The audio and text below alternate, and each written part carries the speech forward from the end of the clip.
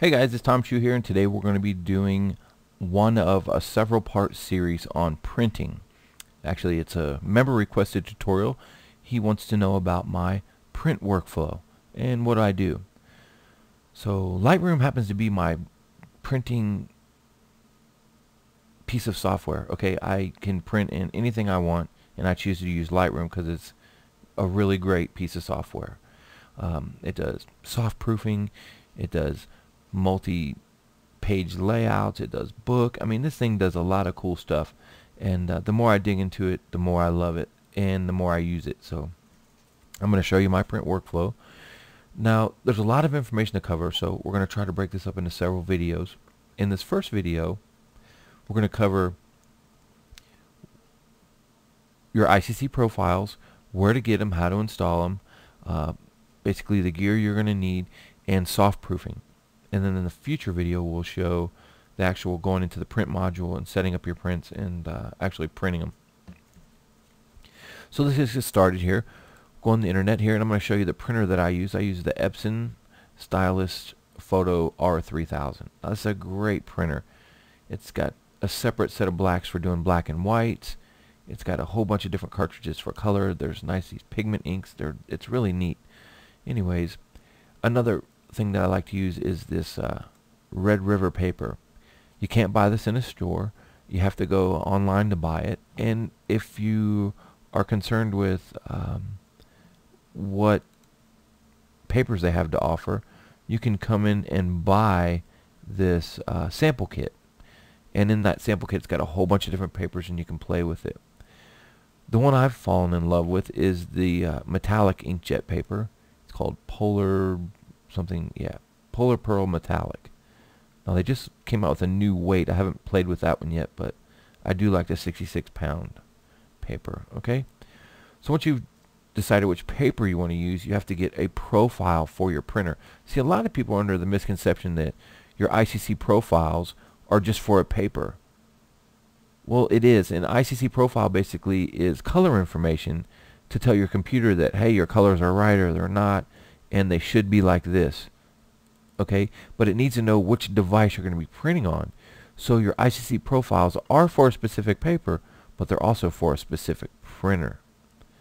So when you come in and you find your Icc profiles, you search by the printer that you use.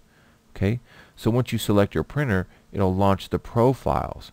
Here are all the profiles for the library of papers that are made by Red River, and we're going to go into the Polar Pearl Metallic. Okay, once you click that, it's going to download the Icc profile itself, and here it is right here. Red River Polar Pearl Metallic for the Epson R3000. It says Icc, and there's some instructions on how to install them. Okay, let me close this real quick. On Red River's website, they have a couple videos: how to install your Icc profiles on a Mac and how to do it on a Windows. And I'll put those inside the blog post.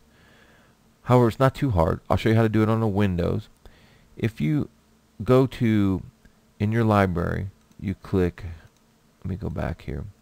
If you go to your C drive and go to Windows, System32, Spool, and Drivers, you drop all of your profiles in here.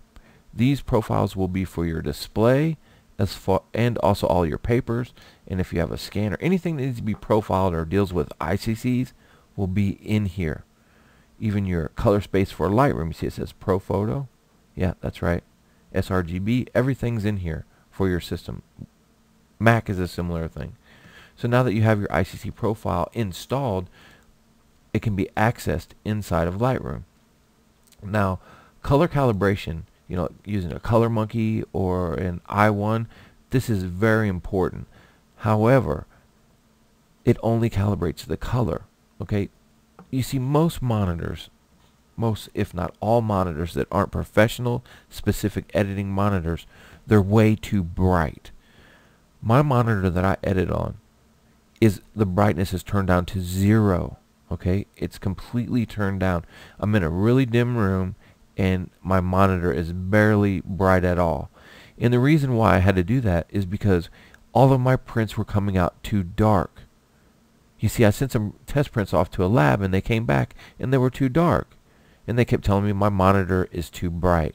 And to fix this problem, and the only way I've ever been able to fix it, even if I'm printing at home, is to make a print and then turn down the brightness on my monitor till it matches the print.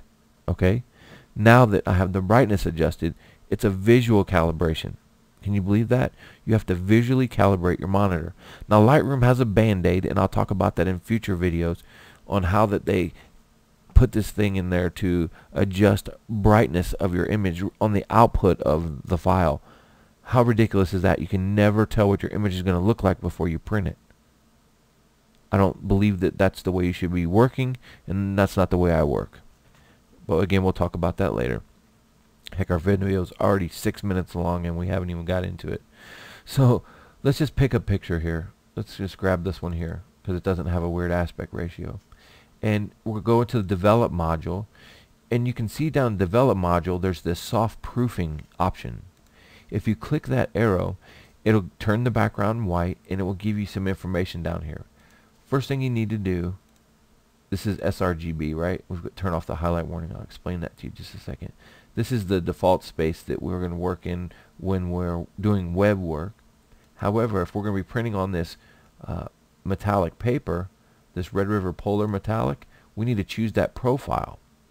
Now, you know on your histogram when you're looking at your images, you have a shadow warning and you have a highlight warning. Well, in the soft proof module, you have a paper gamut warning, out of gamut warning, and you have a monitor out of gamut warning. So basically when I click on this thing, let's say if we go to the monitor gamut, you see those blues down here where it's represented blue right here? Let me zoom in. That blocking. It's telling me that this picture is displaying colors that my monitor is incapable of showing me. That's right. So basically, as pretty as it looks right here, there's some blues on this image that this monitor is unable to render.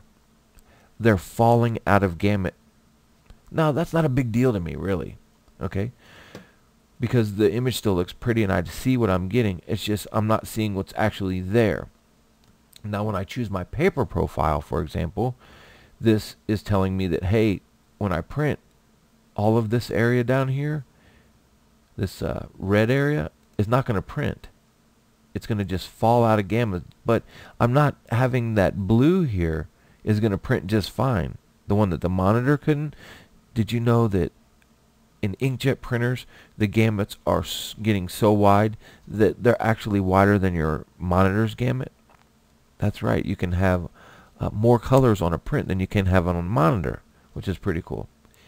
So people will tell you that to fix this problem with this out of gamut warning, you come to your HSL, which is your hue, saturation, and luminance, right? You click on this and you go to the saturation tab. You click on this little guy here and you go right to the offending area and you drag down the saturation. Now you can see that it actually does get rid of that out of gamut warning. Let me push it back up a little bit where it was. Okay, so now we've dealt with that color, but we've changed the color of the whole print. It doesn't have the same feeling. Now instead of ruining my actual file itself that I've made look the way I want it to look when I've edited it, I'm going to make a proof copy, and it will create a new copy that if I hit info, it's actually based on Red River profile, so I know which paper profile that I've applied to this particular image. Now I'm going to hit enter again, get rid of the information. I'm going to go back and I'm going to fix my saturation because this looks terrible. So I'm going to grab this little bug and I'm going to slide this back up until I get that red clipping around there again, because you know what? Out of gamut warning means nothing to me. It just won't print that purple haze around there. Let me get rid of this guy and zoom in. I'll show you what I'm talking about. Let this render. I got a lot of processes going, so it's going to take a second. You see the sky's blue, but since there's some golden light coming out of there, it actually created some purple kind of haze around here, and this is what's not going to print, that purpley blue color. It's out of gamut. So if I turn on this warning, you can see that just that area is not going to print. So big deal, right? Not a big deal at all. If your whole image was full of gamut warning, I would deal with it, right? I would fix the color issue. But since it's just a little bit, I'm just going to let it fall out. So now that you've got your image prepared for the print module, we could actually go into the print module. And this is where we'll pick up part 2 tomorrow. So that's it. I want to thank you all for taking time to visit today, and until next time, we'll see you soon.